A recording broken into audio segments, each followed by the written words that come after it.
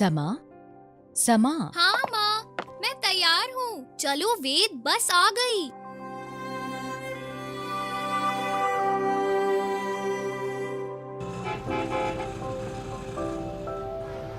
माँ घर के सारे कामों के बोझ से दबी रहती हैं, पर न जाने क्यों पापा उनकी कोई मदद नहीं करते। मैं जानती हूँ कि पापा ऑफिस जाते हैं, लेकिन माँ तो घर की सफाई भी करती हैं, सभी के लिए खाना पकाती हैं और फिर ऑफिस भी जाती हैं। मुझे इस बारे में ईशा मैम से बात करनी चाहिए। धन्यवाद बच्चों, आज की क्लास खत्म होती है। अगर तुम्हारे कोई सवाल हो तो मेरे पास आओ।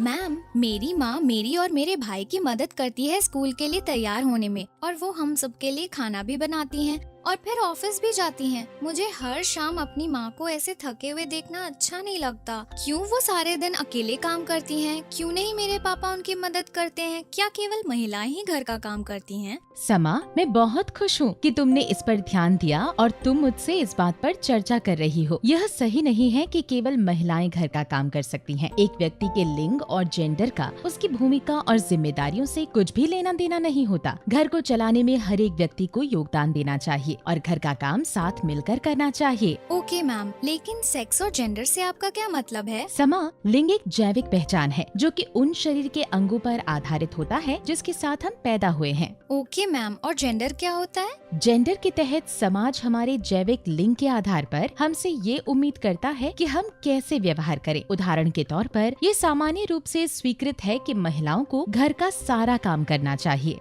मैम, बिल्कुल ऐसा ही मेरे घर में हो रहा है और मुझे लगता है कि ये गलत है।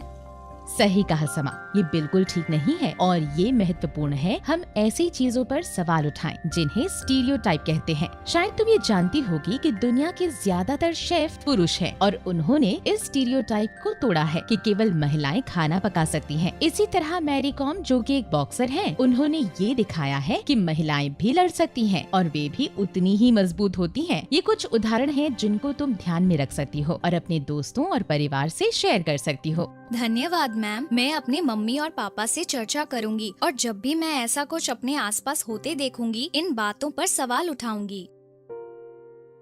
पद्मा, क्या डिनर तैयार है? और मैं सोच रहा था कि तुम हम सबके लिए कुछ खाना बना लो ताकि हम ट्रेन में भूखे ना रहें। ठीक है।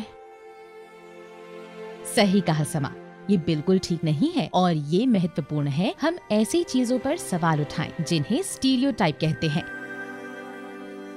वेद, वेद। हाँ दीदी, आया।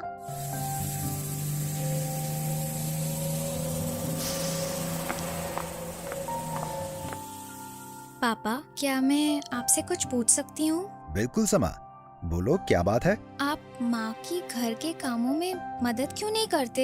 मैं दिन भर ऑफिस में काम करता हूँ और जब वापस आता हूँ तो थका होता हूँ। तब मैं टीवी देखना और आराम करना पसंद करता हूँ। लेकिन माँ भी तो ऑफिस जाती हैं, पर तब भी वो घर वापस आकर खाना बनाती हैं और घर साफ करती हैं और अन्य घरेलू काम करती हैं। समा, तुमसे ये सब बातें किसने कही? हर घर में माँ खाना बनाती है और घरेलू कार्य करती है। यह हमारे समाज में सामान्य है और इसमें कुछ भी गलत नहीं है। नहीं पापा, ये गलत है। मेरी टीचर ने भी ऐसी मान्यताओं के बारे में बताया था जो कुछ स्थितियों में एक लिंग को दूसरे से अधिक शक्तिशाली बनाते हैं। हम सबके लिए खाना बनाना माँ का कर्तव्य नहीं है। मैम ने कहा था कि हम सबको एक साथ मिलकर काम करना चाहिए और एक दूसरे की मदद करनी चाहिए। हाँ समा, मैं समझ गया हूँ कि जो तुम्हारी टीचर ने कहा वो सही है। मुझे मेरी गलती का एहसास हो गया है। मैं तुम्हारी माँ की खाना बनाने में मदद करूंगा और कल शिमला जाने के लिए बैग भी पैक करूंगा। धन्यवाद बेटा, ये बताने के लिए कि मैं क्या गलत कर रहा था।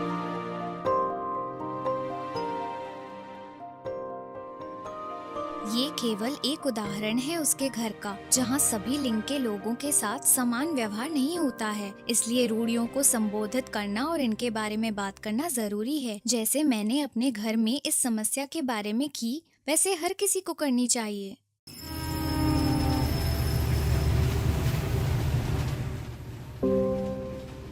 वेद, क्या हुआ? तुम इतने डरे हुए क्यों लग रहे हो? दीदी, मैं इनसे बहुत डरता हूँ। ये लोग कौन हैं? वेद, इसमें डरने की कोई बात नहीं है। ट्रांसजेंडर हमारे जैसे लोग हैं जो अपने जैविक लिंग के आधार पर सौंपे गए जेंडर की भूमिका से पहचाने नहीं जाते। मेरी क्लास टीचर मैम ने बताया था कि ये हर व्यक्ति पर निर्भर करता है कि वो अपना क्या जेंडर चुने और हमें उनके जेंडर के चुनाव पर नजर नहीं रखनी चाहिए, इसलिए डरने की जरूरत नहीं। लेकिन दीदी, वो सबके पास क्यों जा रहे हैं? समाज ट्रांसजेंडर को समान मौके नहीं देता है, जिसकी वजह से उनको अपनी दैनिक जरूरतों को पूरा करने में चुनौतियाँ आती है। इसीलिए वो लोगों से पैसे मांगते हैं। माँ पापा, क्या हम उनकी मदद कर सकते हैं? अभी तुरंत ये सब बंद करें। हर एक व्यक्ति जैसा बनना चाहे वैसा बनकर जीवन जीने के लिए स्वतंत्र है। आप सब लोगों को इनसे माफी मांगनी चाहिए और दोबारा बिल्कुल ऐसा नहीं करना चाहिए। हम अपनी गलती महसूस करते हैं और शर्मिंदा हैं। धन्यवाद सर। अब समय है कि लोग ये समझें कि हमारा जेंडर या जीवन जीने का चुनाव हमें कमजोर नहीं बनाता और इस आधार पर हमारे साथ भेदभाव नहीं किया जाना चाहिए। वो सही कह रहे हैं। हमें सभी इंसानों का सम्मान करना सीखना चाहिए और लोग जैसे भी हैं उनको स्वीकार करना चाहिए।